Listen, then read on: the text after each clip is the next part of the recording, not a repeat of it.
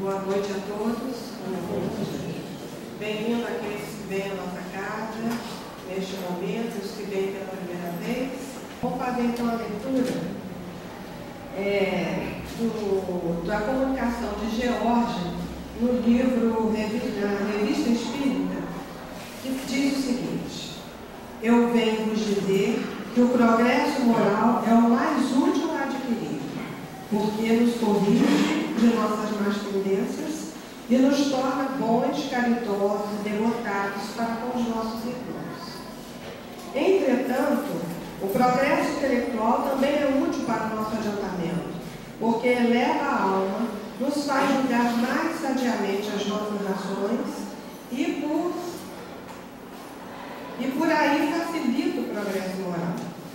Inicia-nos nos ensinamentos que Deus nos fez dar há séculos por tantos homens de méritos diversos, que vieram sob todas as formas e em todas as línguas, para nos fazer conhecer a verdade, e que não eram outros senão os Espíritos já avançados, enviados por Deus para o desenvolvimento do entendimento humano. Mas, no tempo em que viveis, a luz que não clareava, senão um pequeno número, vai nos ir para todos. Trabalhai, pois, para compreender a grandeza, o poder, a majestade, a justiça de Deus, para compreender a sublime beleza de suas obras, para compreender as magníficas recompensas concedidas aos bons e os castigos infligidos aos maus, para compreender, enfim, que o único objetivo ao qual deveis aspirar é o de vos aproximar dele. Vamos orar. Bondoso Deus, nosso Pai de amor, de luz, de misericórdia infinita, Jesus, divino médico de nossas almas, doce companheiro, amigos espirituais aqui presentes nesta hora, concedendo-nos a bênção do reconforto espiritual e da serenidade que nós necessitamos para ouvirmos as palavras de luz e de verdade que nesse momento, Senhor, vão acontecer nesse clima de paz e de harmonia que é o nosso ambiente aqui do Centro Espírita Bom Jesus. Resta-nos apenas, Senhor, agradecermos a bênção do conhecimento espírita que nos ilumina e nos conforta. E pedimos, Senhor, que o Senhor possa estar sempre conosco, abençoando-nos, sustentando-nos e trazendo, Senhor, aquele esclarecimento mais necessário do ponto de vista moral e intelectual, para que nos façamos mais firmes, mais convictos na fé, para que nos façamos melhores hoje do que fomos ontem, melhores amanhã do que somos hoje. Te agradecendo por tudo e muito mais que o Senhor nos concede, que já nos deu e que nos dá. Nós queremos igualmente pedir a sua proteção para a nossa companheira, que será a responsável pelos ensinos da noite de hoje. Que o Senhor possa iluminá-la e que possa também permitir, Senhor, que ela receba a paz, a tranquilidade para o mistério da noite. Fica conosco, portanto, hoje, agora e por todo sempre. Nós, por tudo isso, te pedimos, por tudo te agradecemos na bênção dessa hora. Que assim seja, graças a Deus.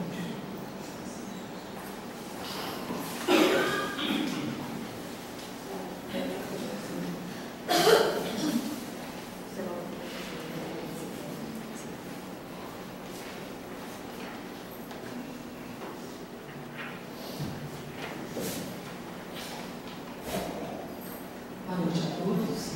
Que Jesus possa estar em nossos corações. Bom, a nossa tarefa de hoje não é muito fácil falar do Evangelho segundo o Espiritismo. Na verdade, é muito difícil, em uma hora, realmente falar dessa obra tão importante. Na verdade, nós vamos dar um passeio para que possamos nos alertar para a relevância e para a importância dela em nossas vidas. E, como eu sempre entendo, que todo o estudo, ele na verdade, ele levanta um pouquinho do véu, do qual nós depois vamos buscar um maior entendimento. Então, hoje a nossa proposta é falar um pouquinho desse livro que completa 150 anos, mas que é só um pouquinho do que ele tem a nos oferecer, que vem nos oferecendo, né, no longo da nossa existência. Então, 150 anos do Evangelho segundo o Espiritismo, esclarecimento e consolação. O Evangelho é uma das obras da codificação. Nós temos na doutrina espírita 5 livros básicos. O primeiro, né, que foi o Espiritismo, foi o Livro dos Espíritos, que a gente sabe que aborda a parte filosófica da doutrina. Depois nós tivemos o Livro dos Médiuns, com a parte científica.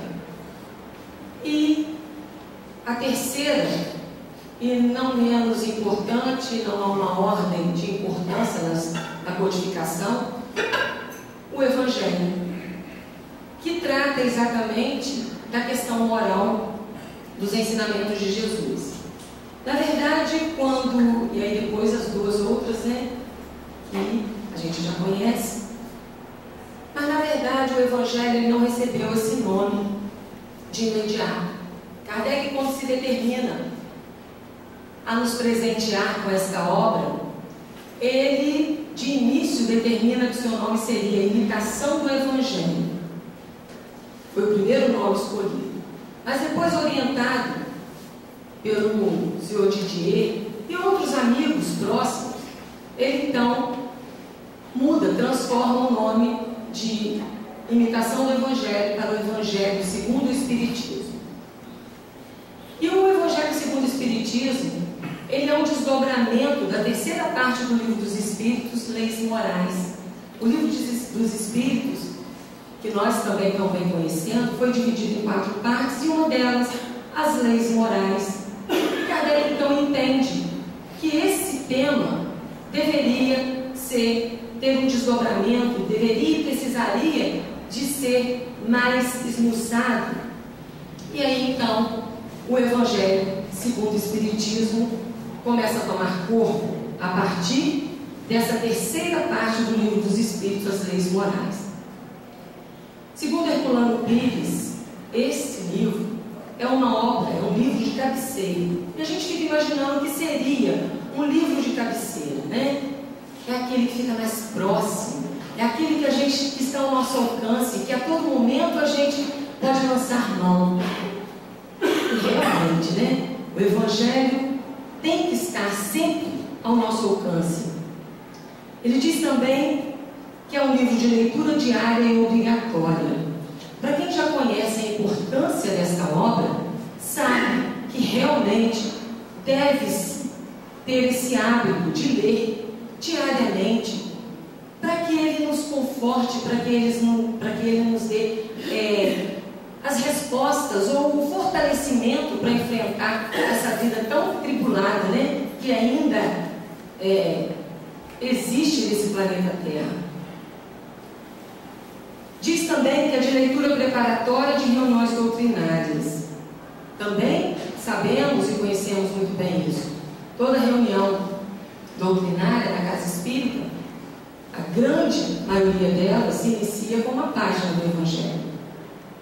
Então, nós sabemos que se é escolhido o Evangelho para uma página preparatória do início de uma reunião, nós sabemos que realmente é porque ele vai nos trazer conhecimentos importantes para que as coisas transcorram da melhor maneira. Deve ser encarado também, e aí a gente, né, reforça realmente, como um livro de estudo para melhor compreensão da doutrina. Então, o Evangelho precisa ser estudado, compreendido, porque só através do estudo e da nossa compreensão do que ali Kardec colocou, é que nós vamos realmente estar compreendendo a própria doutrina e conseguindo dar um passo importante para a nossa transformação. E sem dúvida também um roteiro seguro para o culto no lar. O culto no lar, uma situação uma reunião, mas eu estava procurando outra palavra, mas tá, uma reunião que a doutrina espírita, de uma certa forma, nos diz ser imprescindível para a vida no lar. O culto do Evangelho no lar é, sem dúvida alguma, um fato ou uma situação que deve acontecer em todo lar espírita. Quem tem o hábito de já ter o seu dia marcado, a sua hora para o culto do Evangelho no lar, e que tem lá o seu Evangelho para ser estudado em família, sabe o quão é importante esse momento de estar dando ao nosso lar a estabilidade, a segurança de que tanto nós necessitamos. Então, nós sempre, com todos aqueles que aqui vêm participar, nós sempre orientamos para que tenham o culto do Evangelho no lar, por entender de ser um momento especial e importante. E ele se dá exatamente com essa obra, com o Evangelho segundo o Espiritismo, que seria a nossa base. O Evangelho segundo o Espiritismo e a sua origem. Quando eu disse que Kardec retira ou entende que do item da terceira parte do Livro dos Espíritos, Leis Morais, seria interessante estar tendo um desdobramento, mas nós também entendemos que, baseado no Novo Testamento, o Evangelho que até então era o que regia todas as histórias, os exemplos do Mestre, Kardec entende que seria necessário estar dando um enfoque mais voltado à doutrina. E baseado no Novo Testamento, que estava dividido em 5 partes, e segundo ele, essas partes seriam a vida do Cristo, os milagres, as profecias. Quando ele lança a indicação do Evangelho, quando o primeiro nome que ele deu, na verdade, ele só entendia 4 partes aonde o Novo Testamento estava dividido. E só então, quando ele republica o Evangelho, se não me engano, na terceira edição, ele então faz uma nova colocação e diz que o Novo Testamento estaria assim dividido em 5 partes: a vida do Cristo, os milagres, as profecias, os dogmas e o ensino moral. E é claro, o que nos interessava, o que interessava a Kardec naquele momento, e o item que não caberia nenhuma dúvida seria o ensino moral do Cristo. Portanto, a vida do Cristo poderia ter divergências, com relação ao entendimento das religiões, os milagres, as profecias, os dogmas, depois instituídos pela Igreja, mas o ensino moral, com relação ao que o Mestre veio nos trazer, não haveria dúvida em parte alguma. Portanto, seria esse o ponto que Kardec então iria estar nos oferecendo, trazendo os conhecimentos. Seria este último, inatacável a todas as religiões. Como diz Kardec, a parte moral exige reforma de si mesmo. Então, acho que já pensando nisso, ele sabia que, pegando as leis morais, pegando o ensino moral do Cristo, ele estaria nos induzindo ou nos orientando para que nós pudéssemos fazer a nossa transformação também, que seria a reforma de cada um de nós, a reforma de si mesmo. Só que Kardec nunca esteve sozinho, e nós sabemos disso. Aliás, nenhum de nós temos plena consciência de que todos nós estamos amparados constantemente. E não seria diferente com Kardec, até porque um missionário que estava a trabalho da seara do Mestre. E o amparo da espiritualidade se mostrou várias vezes. Nós selecionamos 2 comunicações que nos dão a contestação, a certeza de que a espiritualidade assinou embaixo, a espiritualidade sabia da importância desta obra, portanto esteve ao lado de Kardec. E eles disseram o seguinte, nessa primeira comunicação sobre o Evangelho, no dia 9 de agosto de 1863, um ano antes Em 64, o Evangelho, então, surge para nós. Esse livro de doutrina terá influência considerável, porque explana questões de interesse capital. Não somente o mundo religioso encontrará nele as máximas de que necessita, como as nações. Olha que coisa interessante. Como as nações em sua vida prática, dele ouvirão instruções excelentes. Fizeste bem ao enfrentar as questões de elevada moral prática do ponto de vista dos interesses gerais, dos interesses sociais e dos interesses religiosos. Então, olha quanta coisa Kardec, né? Fala, fizeste bem em enfrentar as questões. Então, olha quanta coisa nós vamos encontrar nessa obra que Kardec teve lá todo o cuidado, todo o trabalho para desenvolver. E não ficou só aí. Essa comunicação se deu no dia 9 de agosto. Olha que interessante. 9 de agosto. No dia 14 de setembro, pouco tempo depois, se a gente for imaginar, né? Uma segunda comunicação. Os guias de Kardec. Nossa ação, principalmente a do Espírito da Verdade, é constante ao teu redor. E de tal maneira que não a podes negar. Assim não entrarei em detalhes desnecessários sobre o plano da tua obra, que segundo os meus conselhos ocultos, modificaste tão amplamente e completamente. Logo adiante acentuava, com esta obra, o edifício começa a libertar-se dos andaimes, e já podemos ver a cúpula a desenhar-se no horizonte. E é interessante a gente analisar, segundo os meus conselhos ocultos, teve um dado momento em que Kardec realmente faz uma modificação bem significativa, né, do Evangelho que ele estava então, né, escrevendo.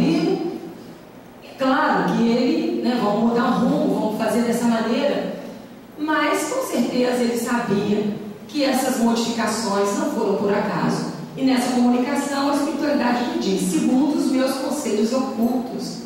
Então ele estava parado o tempo todo, assistido pela espiritualidade, para que essa obra realmente viesse à tona com a importância e com os conhecimentos que hoje nos faz tão, né, com tanta grandeza algumas modificações em nossas vidas. E quando ele diz, com essa obra o edifício começa a libertar-se dos andaimes, a espiritualidade sabia a importância da doutrina espírita para a humanidade. Portanto, o início da codificação, Kardec já estava no terceiro livro, e um livro significativo, um livro importante, que faz com que então a espiritualidade nos diz que começa já, né, a desenhar a cúpula no horizonte. Olha como é importante, olha a grandeza dessa obra que nós recebemos. E o que representa o Evangelho em nossa vida? Representa um manual de aplicação moral do Espiritismo. Nós às vezes dizemos assim, poxa, podia ter uma receita para viver, né? Seria mais fácil. As mães costumam dizer, se filho viesse com uma receita pronta, mas não vem, uma receita dizendo faça isso, aquilo, outro, talvez a gente não tenha exatamente, mas que nós temos um manual que nos direciona exatamente a melhor maneira de se viver, nós não temos dúvida. O Evangelho é esse manual. Ele representa um manual de aplicação da moral do Espiritismo. Então, como devemos agir, de que maneira devemos nos proceder diante de determinadas situações? Muitas estão lá no Evangelho. E a gente vai presenciar um pouquinho disso quando a gente dá uma passeada, né, pelos capítulos do Evangelho, que nos alerta para muitas situações do nosso dia a dia cotidiano. Também representa uma regra de conduta para todas as circunstâncias da vida. É o nosso norte, é uma orientação, é uma regra para todas as circunstâncias da vida. E segundo vários espíritos, como Emmanuel, Bezerra de Menezes, André Luiz, Meimei, no livro Espírito da Verdade, de Chico Xavier e Valdo Vieira, o Evangelho é uma mensagem libertadora. seria para nós uma mensagem libertadora? O que liberta? O que iria nos libertar? O conhecimento, né? Pois é, está no Evangelho. Uma mensagem libertadora é conhecer e praticar. E o que contém o Evangelho segundo o Espiritismo? Contém a explicação das máximas morais de Jesus, sua concordância com o Espiritismo e a sua aplicação às diversas posições da vida. Nós colocamos em negrito explicação, concordância e aplicação. Então contém muito bem explicado, né? E aliás, muito esmiuçado para todos nós, de uma maneira bem simples, as máximas morais de Jesus. Tem a concordância com o Espiritismo. Ontem mesmo nós conversávamos no culto que algumas pessoas que desconhecem a doutrina espírita insistem às vezes em dizer que nós não somos uma religião cristã. Chegam às vezes a perguntar: vocês acreditam em Jesus Cristo?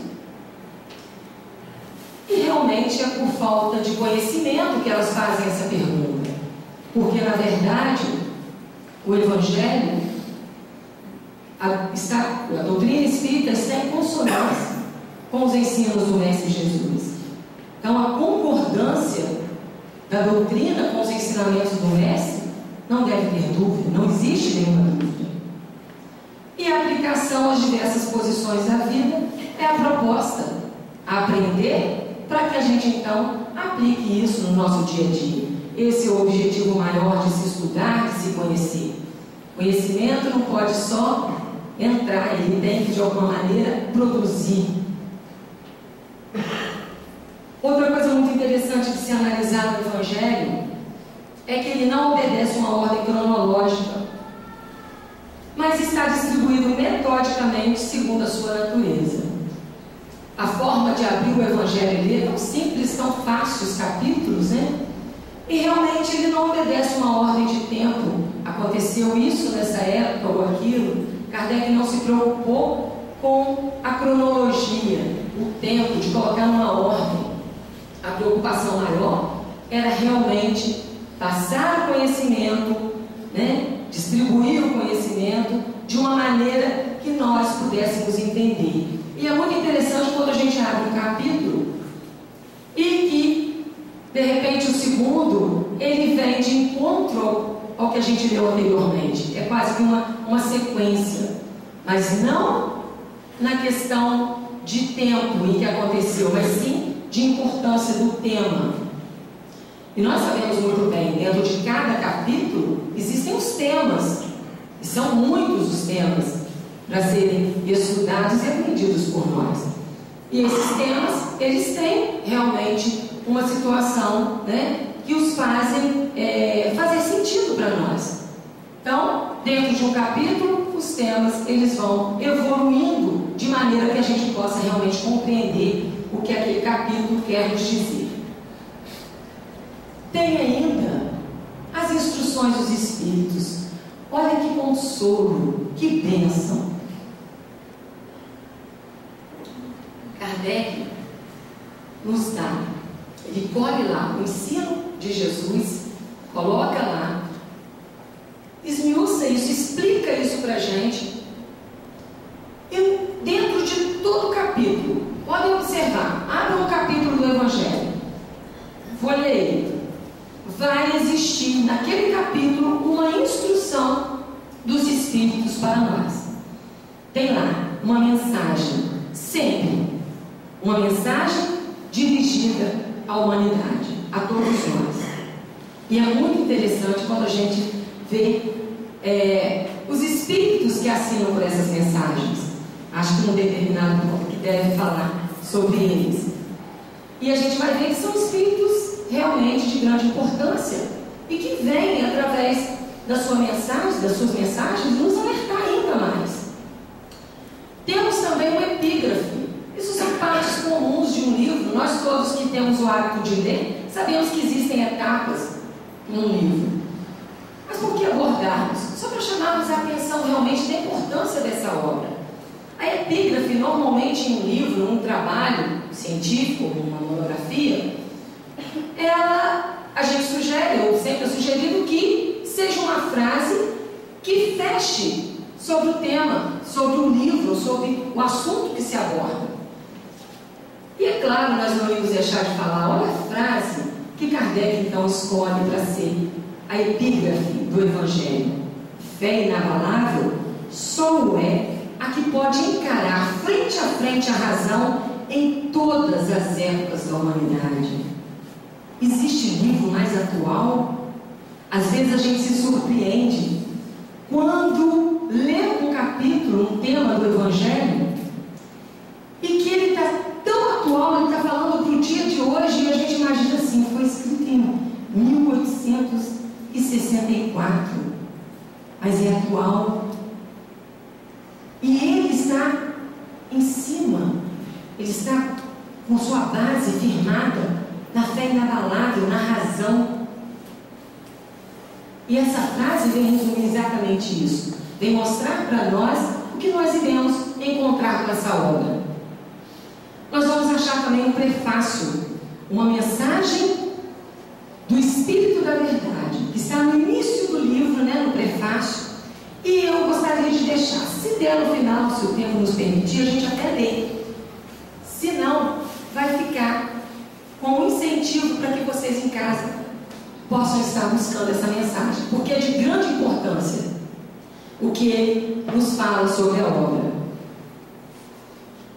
E aí a gente começa o livro, introdução. Houve um tempo em que todos nós achávamos que a introdução era uma coisa à parte, que não deveria nem fazer parte da leitura. Era uma cultura antiga e errada. Hoje nós sabemos plenamente da grande importância de se ler uma introdução. E no Evangelho isso é fundamental. E aí nós juntamos o Evangelho, capítulo 1, que constitui um verdadeiro estudo sobre a natureza, o sentido e a finalidade do Espiritismo. Devem ser estudados atenciosamente e não apenas livros. Formam uma peça de grande valor para a verdadeira compreensão da doutrina. Nesse início, na introdução, nós vamos ver os precursores da doutrina espírita. Está lá a semelhança da doutrina espírita com Sócrates, Platão. Tem muita, esse início, introdução e primeiro capítulo, ele nos dá uma base muito clara do que é a doutrina espírita. Então, é impossível se colocar para ler ou estudar o Evangelho sem passar pela introdução. Amar a Deus sobre todas as coisas e ao próximo como a nós mesmos. A gente colocou como resumo do capítulo 1, que vai estar abordando ali as revelações, Moisés, Cristo e a doutrina espírita, o Espiritismo. Então, nós vamos ter realmente, na introdução, no capítulo 1, uma noção clara da doutrina espírita. E aí a gente começa um passeio pelos capítulos. Os capítulos e os ensinamentos. Se quisermos conhecer melhor sobre a vida futura e os diferentes tipos de realeza, meu reino não é deste mundo. Está lá, um capítulo do Evangelho que nos mostra claramente qual é o verdadeiro reino que nós temos que buscar. Jesus já dizia, achava que ele era o rei que viria salvar todo o povo, mas não era esse reinado material a que Jesus veio. E nesse capítulo a gente entende perfeitamente de que reino Jesus se referia. Se quisermos conhecer os estados da alma e os diferentes mundos habitados, há muitas moradas na casa de meu Pai. Está lá as classificações dos mundos. Na nossa ignorância, às vezes achamos que só o planeta Terra é habitado. Claro que não. E a doutrina espírita vem claramente nos alertar. Há muitas moradas na casa de meu Pai. Nós não somos o único planeta habitado. São muitas as moradas. Se quisermos compreender sobre os laços de família e as oportunidades de evolução através da reencarnação, capítulo 4, ninguém pode ver o reino de Deus se não nascer de novo, reencarnação. Nesses 3 capítulos, nós vamos encontrar os princípios da doutrina espírita.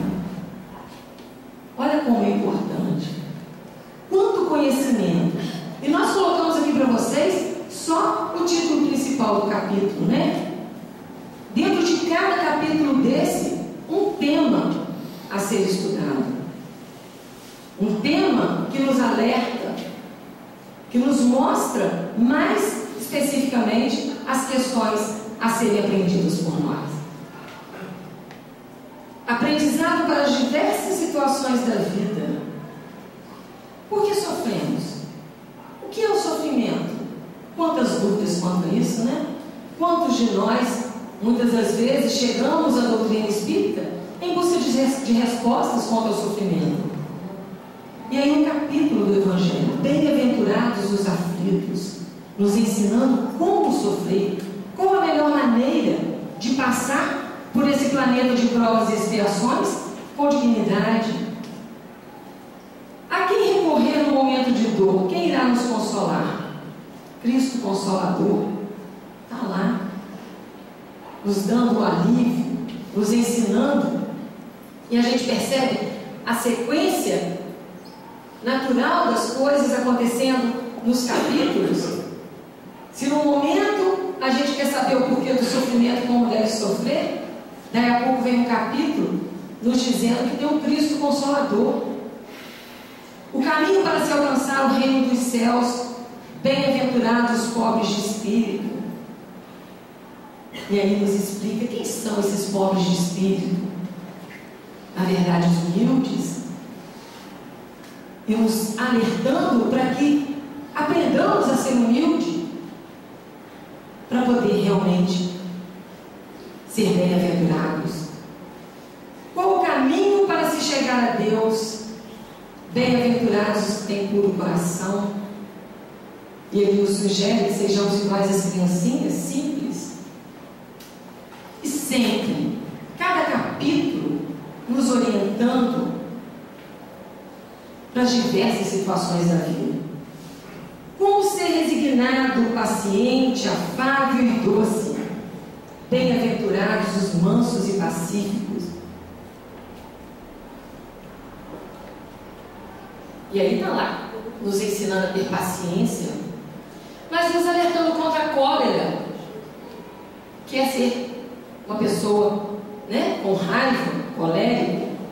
Ele nos alerta que esse não é o caminho. Como ser resignado? Eu falei, né? Quantas vezes tem que perdoar? Está no capítulo 10. Bem-aventurados os misericordiosos. E aí, Jesus nos ensina que é preciso perdoar. Mas não é qualquer perdão a que ele se refere. É um perdão muito maior. Um perdão que realmente faz a diferença. E nesse capítulo ele mostra para a gente as várias maneiras que às vezes nós nos utilizamos para perdoar, mas define para a gente qual é a verdadeira maneira, qual é o verdadeiro perdão. E se alguém tem dúvida de quantas vezes tem que perdoar, Jesus disse 70 vezes, 7 vezes, mas nós sabemos que foi uma forma de nos dizer assim, quantas vezes for necessário, quantas vezes for preciso, nós temos que perdoar. E mais um capítulo nos ensinando, mais um capítulo nos advertindo de como devemos atuar na vida, nas situações da vida. Aprendendo ainda com o Evangelho, no capítulo 11, está lá nos ensinando a amar ao próximo como a si mesmo. Ele nos dá uma aula do que é a lei de amor, de como realmente devemos amar o nosso próximo e quem é esse nosso próximo. No capítulo 12, amai os vossos inimigos. E aí quem pensou que ele só ia nos ensinar a lei do amor, o amor aos amigos, ele vai além. Ele nos diz que temos que amar os nossos inimigos. Ele nos ensina a superar as diferenças. Nos explica o porquê disso. No capítulo 13, não sai da tua mão esquerda o que faz a direita, dá uma aula de como não ostentar, não sair por aí fazendo as coisas e gritando que fez. Ele nos ensina a fazer o bem sem olhar a quem. No capítulo 14, honrai pai e mãe, nos ensina o respeito. Algo hoje tão demodé, como alguns querem dizer, né, na sociedade. Mas estavam lá, Jesus já disse, e Kardec achou isso importante, relevante, para que todos nós conhecêssemos. E colocou aqui no Evangelho. No capítulo 15, fora da caridade não há salvação. E aí vem nos mostrar qual a verdadeira caridade. Aquela que dá o dinheiro e se livra, a esmola. Nos ensina que se quando for a esmola, com o óbolo da viúva, mas que seja aquilo que realmente venha de dentro. E que não simplesmente um motivo para nos livrarmos do nosso semelhante. Então, fora da caridade não há salvação. A igreja dizia, fora da igreja não há salvação. E aí a doutrina espírita, no Evangelho, nos diz, fora da caridade não há salvação. Se não aprendermos a praticar a caridade, que nada mais é do que o amor, nós não teremos salvação. Talvez seja uma palavra muito forte, mas nós sabemos que sem amor nós não vamos evoluir. É preciso amar. É preciso praticar a caridade. No capítulo 16 ele nos diz, não se pode servir a Deus e a mamão. Aliás, esse capítulo a gente deveria ler sempre. Todos, né, gente? Todos. Mas esse especialmente por estarmos num planeta em que a matéria tem um poder tão grande sobre nós. E muitas das vezes, mesmo sabendo o que devemos fazer, a atitude correta, nós nos deixamos levar por situações. E aí, o Evangelho nos orienta nesses momentos. Temos que ter um desprendimento. O planeta, a matéria que aqui encontramos, ela é fundamental para o nosso aperfeiçoamento. Mas nós temos que dominar a matéria e não a matéria nos dominar. O espírito precisa do planeta para a sua evolução, mas não pode se deixar levar por aquilo, né, que aqui se encontra materialmente. Os bens materiais que tanto nos influenciam, né? O poder, o dinheiro, que às vezes nos desvia do caminho da nossa verdadeira trajetória. E a gente presencia nesses capítulos um verdadeiro manual de conduta, onde podemos retirar desses capítulos como agir, como fazer, como devemos atuar em determinadas situações. E o Evangelho continua nos convidando e nos alertando. E tem lá no capítulo 17, sede perfeitos. Está dizendo para a gente, sede perfeitos.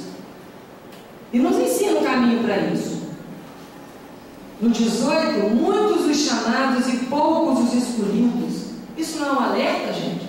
Ele diz que muitos são chamados, e nós sabemos disso, todos nós somos chamados, mas poucos os escolhidos. E quem são esses escolhidos e o que eu tenho que fazer para ser esse escolhido? A fé que remove montanha está nos ensinando. Se tivermos a fé do tamanho de um grão de mostarda, conseguiremos remover montanhas. Não é um alerta? Nos mostrando à humanidade que precisamos cultivar essa fé, mas essa fé consistente, não a fé cega, a fé raciocinada, que vai nos orientar, que vai nos direcionar. No capítulo 20, os trabalhadores da última hora. Um pouco de nós, né? Mas é hora de trabalhar, nos alertando que mesmo chegando atrasado, é preciso trabalhar, arregaçar as mangas, para merecer o pagamento. Sabemos que estamos bem atrasados. Quantas existências na luta pela evolução. Mas nunca é tarde. É preciso nos conscientizarmos do trabalho, mesmo sendo os trabalhadores da última hora, mas se fizermos o nosso trabalho com dignidade, iremos merecer o pagamento, final. E é um capítulo que às vezes traz muitas divergências no entendimento. Mas Kardec coloca bem claro para a gente. Capítulo 21. Haverá falsos cristos e falsos profetas. Não tem muito tempo que nós falamos sobre esse tema aqui. E é muito interessante, porque Jesus chama os discípulos para alertar sobre isso. Ele sabia que nós iríamos passar por situações e que poderíamos ser enganados. Então ele nos alerta para os falsos profetas e os falsos cristos. E nos ensina, um pouquinho, e nos ensina qual a maneira correta de distinguirmos o falso do verdadeiro profeta. Minha voz é boa. O falso do verdadeiro profeta. Então, até nisso, o mestre pensou e Kardec achou de grande importância para estar colocando, para nos orientar e nos alertar. Não separeis o que Deus uniu, também é um capítulo que às vezes causa tanta polêmica na sociedade, se a doutrina espírita é a favor ou não do divórcio, da separação.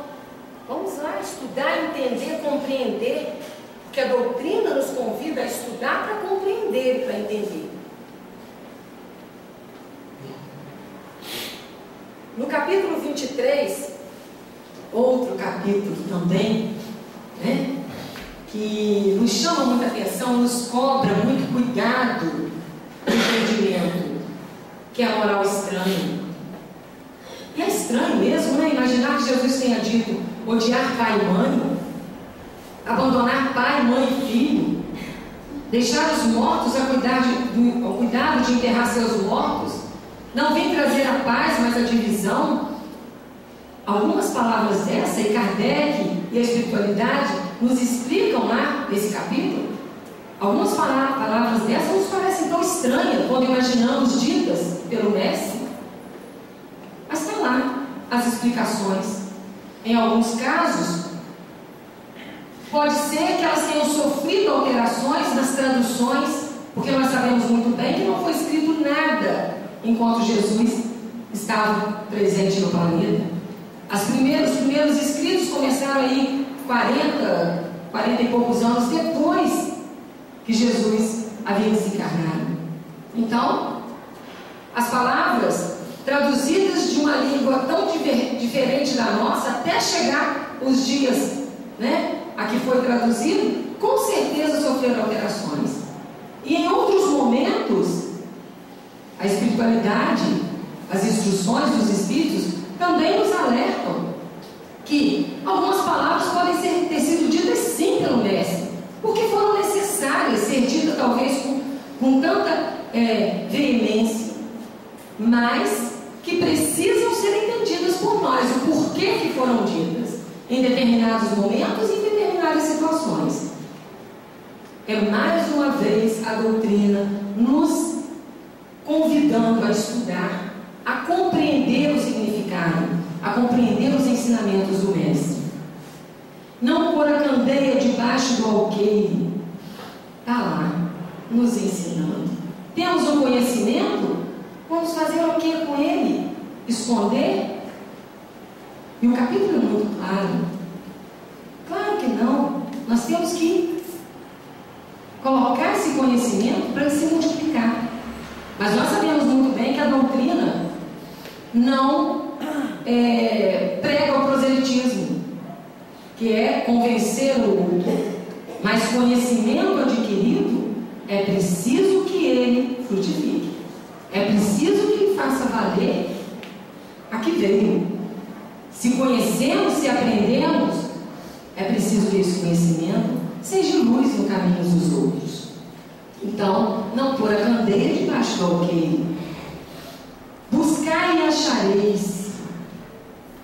Ele nos diz: quer alguma coisa? Vai em busca. Você vai encontrar.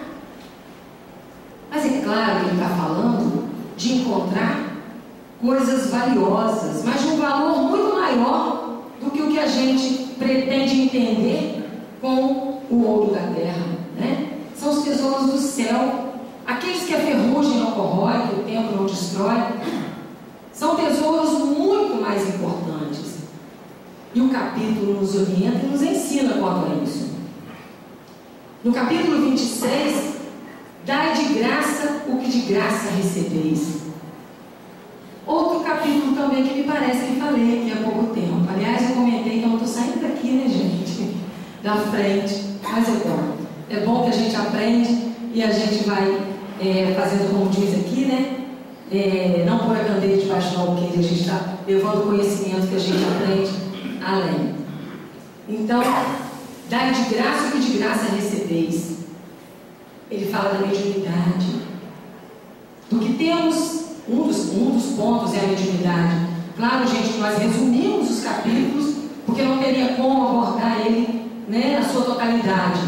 Mas a gente tirou de cada capítulo o ponto mais importante.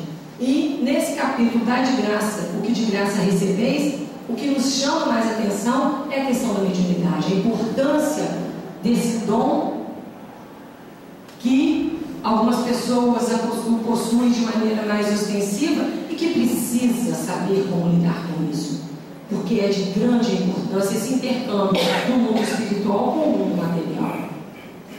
E no último capítulo, capítulo 28, nós temos as coletâneas de prece, né? E muito interessante com relação a esse capítulo, que logo assim que Kardec publica o livro, e os seus amigos tomam consciência do livro, alguns vão até Kardec e perguntam para ele: ué, Kardec, você não colocou nenhuma prece matinal, né? Uma prece ao acordar e uma ao deitar? E ele então responde que foi propositalmente. Porque, na verdade, quando Kardec propõe essa coletânea de prece, ele não quer que isso vire um hábito que a gente decore as preces e a pronuncie, de forma alguma. É um direcionamento, é uma orientação quanto a determinados momentos ou determinadas situações que pedem de nós uma prece e que, aqui no Evangelho, nós vamos encontrar algumas dicas, algumas maneiras. Mas ele é muito categórico com esses amigos quando diz que ele não tem dúvida da importância das duas preces, mas que elas, de tão importante, precisavam ser ditas do coração. Elas não podiam ser lidas de forma alguma. E aí, com relação às outras preces, né, fica com certeza a certeza de que ele só nos deu um direcionamento. Ele não quis, Kardec não quis de maneira alguma que a gente decorasse essa prece e pronunciasse constantemente. A gente sabe muito bem da importância da prece que vem de dentro, daquela que nos comove e, consequentemente, comove aquele que nos ouve. E a gente, entendendo dessa grande importância do Evangelho, sabendo do quanto esse livro, né, essa pequenina obra desse aqui tão pequenino, tem nos orientado, tem nos instruído, tem nos dado um norte para essa existência tão difícil, é que nós entendemos que o Evangelho segundo o Espiritismo é um dos livros que constitui o corpo doutrinário do Espiritismo. Essa foi uma mensagem da Federação Espírita, tá, gente? O Evangelho segundo o Espiritismo é o ensino moral do Cristo Jesus para os cristãos de qualquer crença, desenvolvido pelo Espírito de luz em comunicações mediúnicas, recolhidas, organizadas, comentadas e trazidas a público pelo codificador Allan Kardec. E interessante o que ele diz agora: se o leitor é cristão, e nós somos, leia com aplicação o ensino moral do Mestre Jesus para a humanidade sofredora e desse conta desse conteúdo que talvez nunca antes tenha percebido ou compreendido plenamente. Olha, levar os ensinamentos. Se somos cristãos, leitor do Evangelho, temos a tarefa de estar levando aqueles à humanidade sofredora, aqueles que nunca, nem sequer imaginaram conhecê-lo. Se não é cristão, mas um espírito indagador, leia com respeito a orientação desse espírito divino, dada há 2000 anos e sempre atual em seu caráter educativo, motivador e consolador. Então, aqueles que não são cristãos, mas que se deparam com essa obra, com certeza devem ler com respeito, e se assim o fizerem, vão compreender a razão.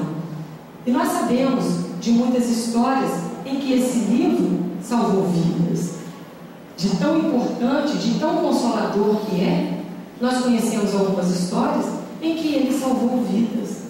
E ele continua salvando as nossas, que quando compreendido, vai fazer uma grande diferença na nossa existência.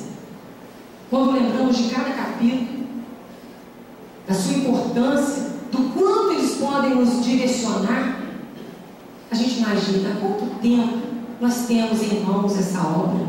Há 150 anos. Claro que nós sabemos que há mais de 2000 anos o Mestre já esteve por aqui e nos deixou os ensinamentos. Mas a terceira revelação da doutrina espírita vem nos reavivar isso. E o Evangelho é o caminho que pode nos fazer chegar mais rápido. Porque aqui estão os ensinamentos que vão nos mostrar como deve ser a nossa conduta, a conduta moral, ética. Se seguíssemos realmente o que nos ensina o Evangelho, não teremos dúvida de que estaríamos no caminho certo. Por isso, lá atrás disse que deveria ser um livro de cabeceira, um livro de estudo, porque deve fazer parte do nosso cotidiano, da nossa vida. Devemos sim ter em mãos. E eu acredito que a grande maioria de nós já faz o uso contínuo dessa obra, porque na hora do aperto, a maioria de nós, né? Claro que se no cotidiano normal a gente também faz, mas uma grande parte, muitas das vezes, só se dá conta da importância quando o momento aperta e aí lança a mão da obra. E ela com certeza nos acalma, nos amenta, nos mostra o caminho. E para a gente encerrar, nós vamos terminar com uma frase de Allan Kardec. O Espiritismo não é uma luz nova, mas uma luz mais brilhante, porque surgiu de todos os pontos do globo, através daqueles que viveram, tornando evidente o que era obscuro, põe fim às interpretações errôneas e deve unir os homens em uma mesma crença, porque não há senão um Deus, e suas leis são as mesmas para todos. É a mensagem de Allan Kardec para todos nós, nos alertando da grande importância dessa doutrina e que nós, como os integrantes dessa doutrina, temos que ter a certeza de que temos que estudar, que temos que fazer algo para mostrar essa diferença. Somos melhores que ninguém, mas temos conhecimentos que nos responsabilizam muito mais. E quando lemos uma obra como esta, por mais que tentamos ignorá-la, quando ela realmente nos toca, não tem como. E aí os erros cometidos a partir disso já são erros conscientes. Erros que a maioria de nós, a humanidade, continua praticando mesmo sabendo. E aí o erro é maior. Então que tenhamos, não só nessa, nós temos a codificação. Hoje estamos falando especificamente do Evangelho, mas que tenhamos sempre a vontade, a disposição de estudar, de compreender, e que possamos ter as obras básicas como nosso guia, e o Evangelho em especial, para nos orientar nas questões morais do dia a dia. Que possamos então, com essa mensagem de hoje, não deixar que pare aqui, porque nós temos certeza que o que foi dito hoje é só um pouquinho, é muito pouco perto do que o Evangelho tem a nos oferecer, e que nós possamos realmente aproveitar essa obra em todo todo o seu manancial, que é fantástico, que tenhamos realmente Ele em nossas vidas como guia, como orientador. Que Jesus nos abençoe.